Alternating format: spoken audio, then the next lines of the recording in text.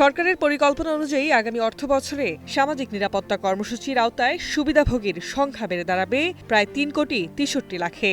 চলতি অর্থবছরের তুলনায় উপকারভোগী ও বরাদ্দ দুই ক্ষেত্রেই আসছে বড় সম্প্রসারণ।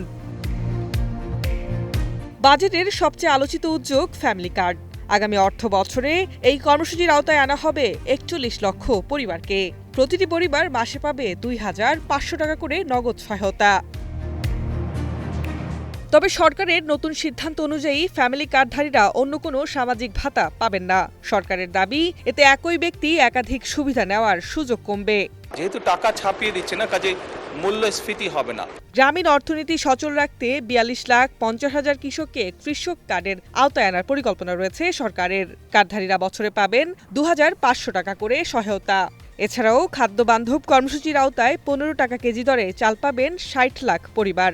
সারা বাংলাদেশে আজকে প্রায় 22,000 কৃষকের কাছে এই কৃষক কার্ডের সুবিধাটা পৌঁছে যাবে। বয়স্ক, বিধবা ও প্রতিবন্ধী ভাতাতেও আসছে বড় পরিবর্তন। বয়স্ক বিধবা ভাতা 650 টাকা থেকে বাড়িয়ে করা হচ্ছে 700 টাকা, আর 90 বছরের বেশি বয়সীরা পাবেন মাসে 1,000 টাকা।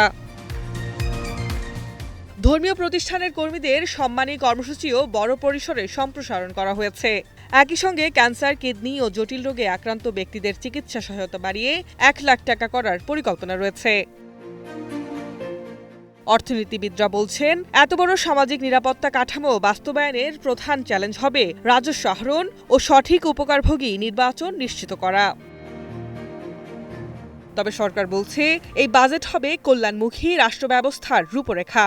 বিশ্লেষকদের মতে, দীর্ঘমেয়াদী এই বিশাল ব্যয় টেকসই রাখতে হলে রাজস্ব আদায় এবং নিশ্চিত করতে হবে স্বচ্ছতা। Mitu, green news desk.